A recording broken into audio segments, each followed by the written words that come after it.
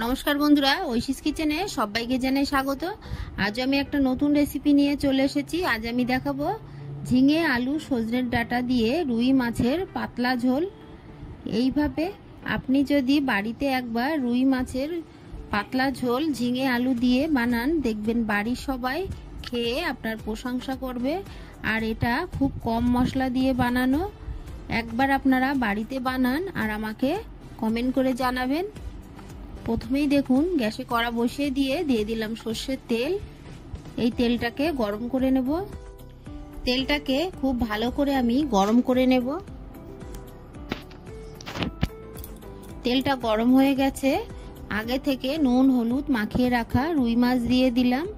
আমি এটা রুই মাছ দিয়ে করছি, আপনারা চাইলে বাটা মাছ, কাতলা মাছ বা যে কোনো জ্যান্ত মাছ দিয়ে এই রেসিপিটি করবেন, দেখবেন খেতে এই গরমে খুব ভালো লাগবে।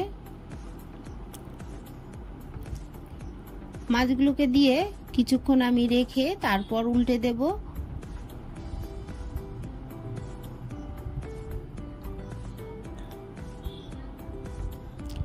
গরমের দিনে এরকম কম মশলায় বাড়িতে যদি মাছের ঝোল বানান, দেখবেন খেলে শরীরও ভালো থাকবে আর খেতেও ভালো লাগবে।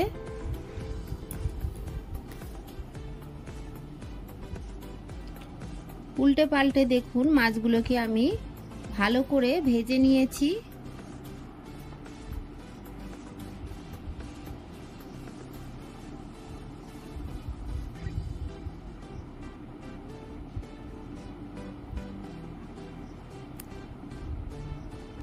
মাছগুলোকে খুব ভালো করে ভেজে নিলাম, এরপর তুলে নেব।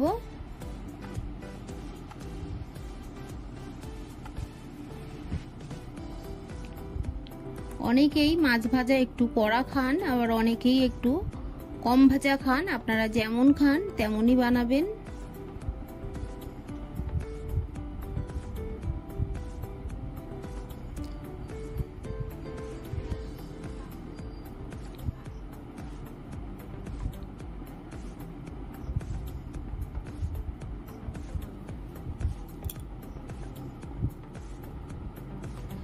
মাছগুলোকে আমি তুলে নিয়ে এই তেলের মধ্যে বাকি মাছ দিয়ে দেব। বাকি মাছগুলোকে দিয়ে একইভাবে আমি ভেজে নেব। দেখুন এই মাছগুলোকেও আমি ভালো করে ভেজে নিলাম, এরপর তুলে নেব।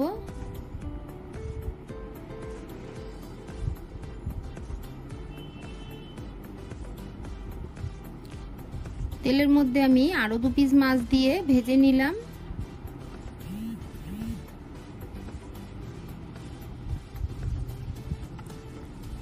এই তেলের মধ্যে হাফ টিস্পুন গোটা জিরে দিলাম।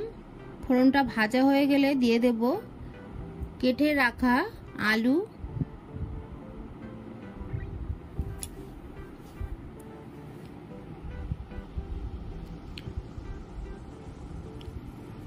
আলু দিয়ে এর মধ্যে দিয়ে দেব একটা কুচানো পেঁয়াজ, দিয়ে দেব লবণ, এরপর দিয়ে দিলাম খুব সামান্য হলুদ গুঁড়ো।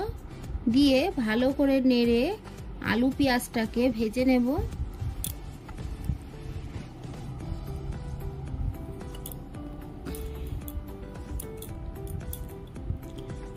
বেশ কিছুক্ষণ নেড়ে আমি আলু পেঁয়াজটাকে ভেজে নিয়েছি। এরপর কেটে রাখা ঝিঙে সজনের ডাঁটা দিয়ে দিলাম।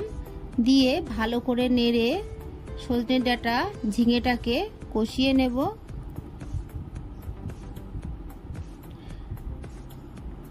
রেসিপিটি পুরোটা দেখবেন, তাহলে এইভাবেই রান্না করে বাড়িতে খাবেন, দেখবেন ভালো লাগবে। দিয়ে দিলাম চেরা কাঁচা লঙ্কা, এখানে কাঁচা পাকা লঙ্কা দিলাম, আপনারা চাইলে শুধু কাঁচা লঙ্কা দেবেন। দিয়ে ভালো করে নেড়ে নেব। আমি একটা ঢাকা দিয়ে কিছুক্ষণ রেখে দেব।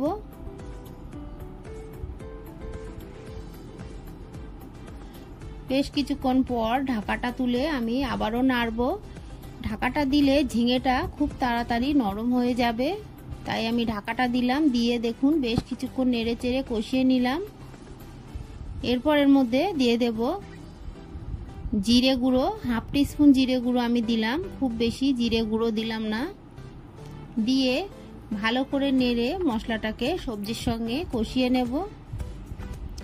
ঝিঙে দিয়ে জল বেরোয়, তাই আলাদা করে গুঁড়ো মশলা দিয়ে আমি জল দিলাম না।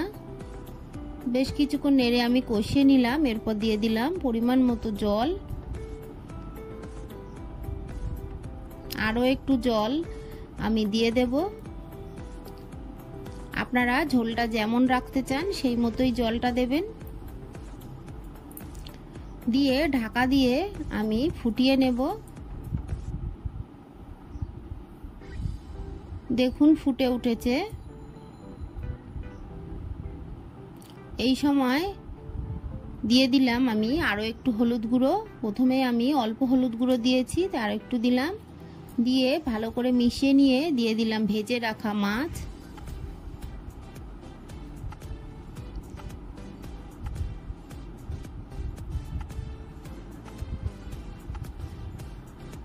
মাছগুলোকে দিয়ে আমি আবারও একটু নেড়ে দেব।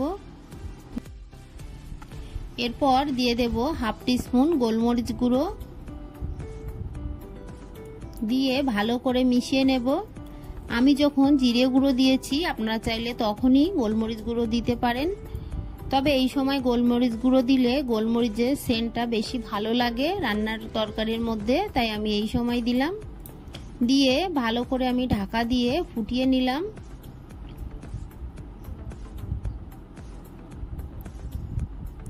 দেখুন এইভাবে বেশ কিছুক্ষণ আমি ফুটিয়ে নেব।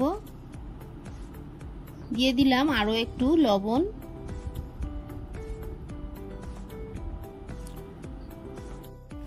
এইভাবে কিছুক্ষণ আমি ফুটিয়ে নিয়ে নামিয়ে নেব। আমার এই রেসিপিটি ভালো লাগলে প্লিজ আমার চ্যানেলটিকে সাবস্ক্রাইব করে পাশে থাকা বেল আইকনটি ক্লিক করে দেবেন, তাহলে আমার নতুন ভিডিওর নোটিফিকেশন আপনাদের কাছে পৌঁছে যাবে। রেসিপিটি ভালো লাগলে একটা লাইক করতে ভুলবেন না। রেসিপিটি কেমন লাগলো আমাকে কমেন্ট করে জানাবেন। আপনারা বাড়িতে এইভাবে বানাবেন, তারপর খেয়ে আপনাদের কেমন লাগলো আমাকে কমেন্ট করে জানাবেন। ভালো লাগলে ভালো বলবেন, খারাপ লাগলে খারাপ বলবেন। আপনাদের যেটা ইচ্ছা সেটাই বলবেন, তবে একটা কমেন্ট করে জানাবেন।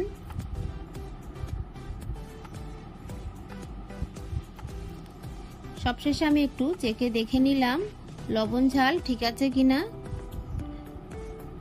গ্যাসের ফ্লেমটাকে আমি অফ করে দিয়ে ঢাকা চাপা দিয়ে রাখবো। কিছুক্ষণ পর আপনাদের দেখাবো। দেখুন রান্নাটা কতটা লোভনীয় হয়েছে।